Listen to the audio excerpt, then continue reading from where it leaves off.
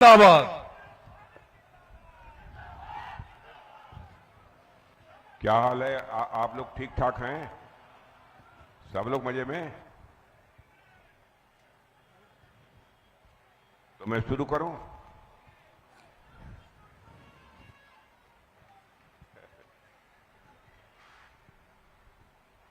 यहां भारतीय जनता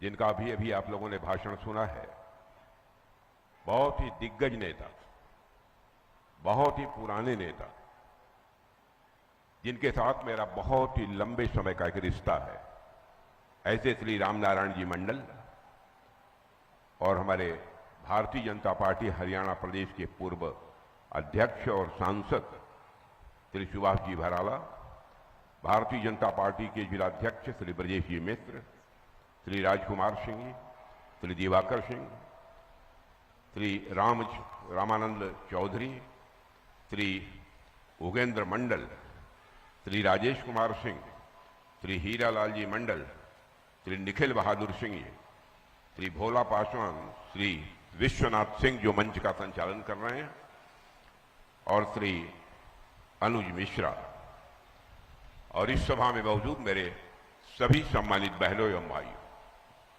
कल भी बिहार में 4 विधानसभा क्षेत्र की सार्वजनिक सभाओं को संबोधित करने के बाद आज आप सबके सामने अपने विचार व्यक्त करने के लिए यहां पर एकत्रित हुआ हूं। आप लोगों ने बहुत ही गर्मजोशी के साथ स्वागत किया है, आपने तालियां बजाकर स्वागत किया है, नारे लगाकर स्वागत किया है।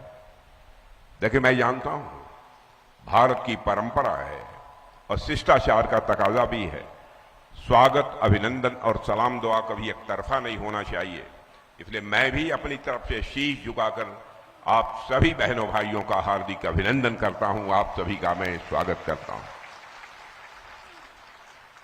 बहनों भाइयों, आप लोगों को इस बात की जानकारी है कि कल तक बिहार विधानसभा चुनाव के पहले चरण का चुनाव प्रचार संपन्न हो चुका है। 6 तारीख को मतदान होगा, लेकिन अभी से चुनाव प्रचार समाप्त होने के बाद ही जो रुझान सामने आ रही है, उससे यह बात पूरी तरह से साफ हो गई है कि 14 नवंबर को जो चुनाव परिणाम आएगा, उसमें एनडीए की 2/3 बहुमत से बिहार में सरकार बनने जा रही है। वैसे तो रुझान के बारे में, रुझान जो आए हैं उसमें कितनी सीटें हमको प्राप्त हो रही हैं एनडीए को, उसकी जानकारी मुझे है, लेकिन मैं उसका खुलासा नहीं करना चाहता, मुझे करना भी नहीं चाहिए। शायद मेरी आयु बहुत छोटी होती या जिले स्तर पर मैं काम करता रहता तो मैं जरूर आपको बतला देता, लेकिन इतना ही कहना चाहता हूं, 2/3 सीटों से बहुमत के साथ यहां पर एनडीए अपनी सरकार बनाने जा रही है। कारण क्या है? 20 वर्षों में जो नीतीश जी की सरकार रही है, जिस तरीके से बिहार में विकास का कार्य उन्होंने किया है, उसकी सराहना तो सब करते ही हैं, क्योंकि स्वाभाविक रूप से लोग तुलना करते हैं कि इसके पहले जो आरजेडी की सरकार थी उसने कैसा काम किया और नीतीश जी की सरकार ने यहां रहते हुए यानी एनडीए की सरकार ने कैसा काम किया। स्वाभाविक है, तुलना होगी, लोग तुलना करते हैं। लेकिन साथ ही एक बात और कहते हैं, जो सबसे बड़ी बात है राजनीतिक क्षेत्र में काम करने वाले किसी भी कार्यकर्ता के लिए, जिसकी विशेष अहमियत है। बहनों भाइयों, लंबे समय तक राजनीतिक क्षेत्र में काम करने के बावजूद कोई मां का लाल उंगली उठाकर नहीं कह सकता है कि नीतीश कुमार के दामन पर भ्रष्टाचार की कोई दाग लगी हुई।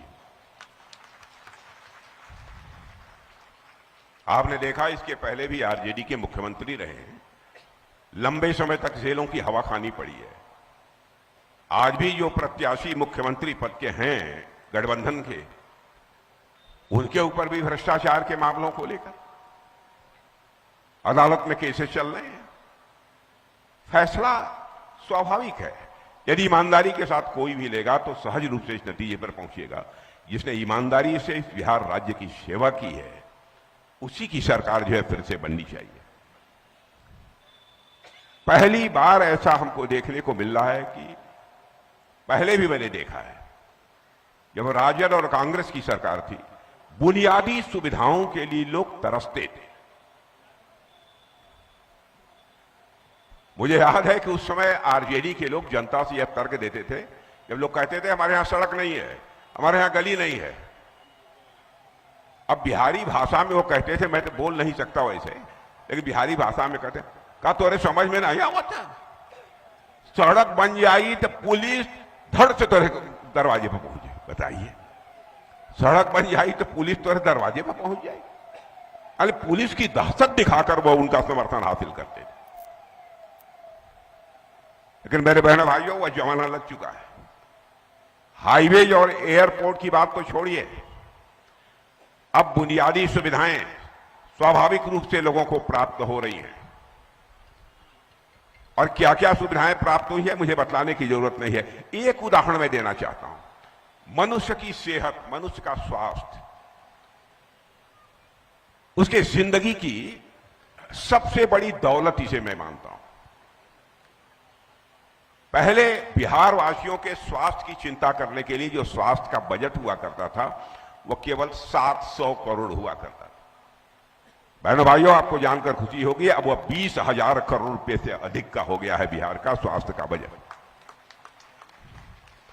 बिजली का ऐसा बुरा हाल था, क्योंकि बिहार में भी हमारे रिश्ते नाते हैं, आना जाना पहले भी मेरा बराबर रहा है। बिजली बामुश्किल यदि 2, 3, 4 घंटे यदि आ जाए तो बहुत बड़ी बात मानी जाती थी। लोग अभ्यस्त हो गए थे, चलिए थोड़ी देर के बाद तो बिजली आने वाली है, आ जाएगी। गांवों में लोग लालटेन से काम चलाते थे। यही स्थिति थी बिहार की। और सारे हिंदुस्तान में बिहार के बारे में जो एक छवि बनी हुई थी, बिहार तो गरीबों का देश है, लेकिन प्रतिभाशाली लोगों का यह राज्य है, यह धारणा भी बिहार के बारे में बनी हुई। यहां के बच्चे अपने पढ़ाई लिखाई करने के लिए बिहार के बाहर दूसरी यूनिवर्सिटीज में, यहां तक कि इस देश के बाहर भी दुनिया के दूसरे देशों के विश्वविद्यालयों में भी पढ़ाई लिखाई करने के लिए जाते थे। बहनों भाइयों, वह सब समाप्त हो चुका है। और आप स्वाभाविक रूप से हमारी इस बात से सहमत होंगे कि आज बिहार में हाईवे, बड़े पुल, ग्रामीण सड़कों का जाल बिछा हुआ है। पटना में जहां कभी मौत दौड़ती थी, आज वहां पर मेट्रो दौड़ रही है पटना में। ऐसे हालात यहां पर पैदा हो गए। आरजेडी के लोग न सड़क चाहते थे, न अन्य किसी प्रकार की सुविधा चाहते थे।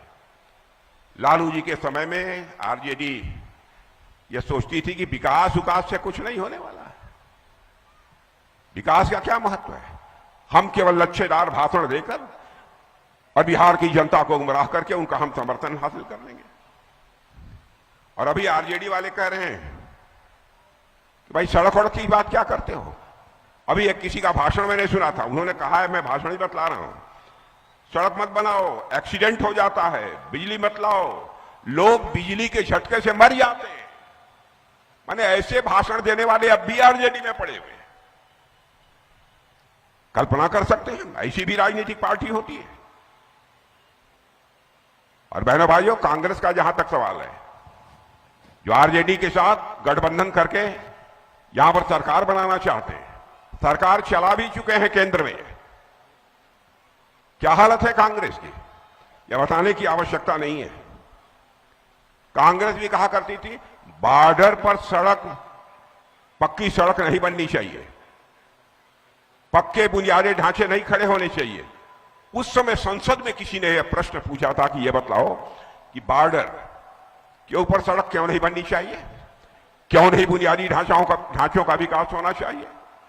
उसमें कांग्रेस के लोग यह तर्क देते थे कि यदि बॉर्डर पर पक्की सड़कें बन गई, वहां पर बुनियादी ढांचों का यदि विकास हो गया, तो हमारे पड़ोसी देश के जो हमारे विरोधी हैं, वो हमारे देश की सीमा में घुस आएंगे और हमारे ऊपर कब्जा कर लेंगे। यह सब सारे तर्क या कांग्रेस और आरजेडी जैसे नेताओं के द्वारा जो है बराबर दिए जाते रहे। लेकिन बहनों भाइयों, सच्चाई को कोई नकार नहीं सकता है। हमारे प्रधानमंत्री मोदी जी ने विकास विरोधी सोच को बदल दिया है। आज हमारा भारत कितनी तेजी के साथ प्रगति कर रहा है। मैं आपको याद दिलाना चाहता हूं, 2014 के पहले हमारा भारत धन दौलत के मामले में दुनिया के देशों में वही 11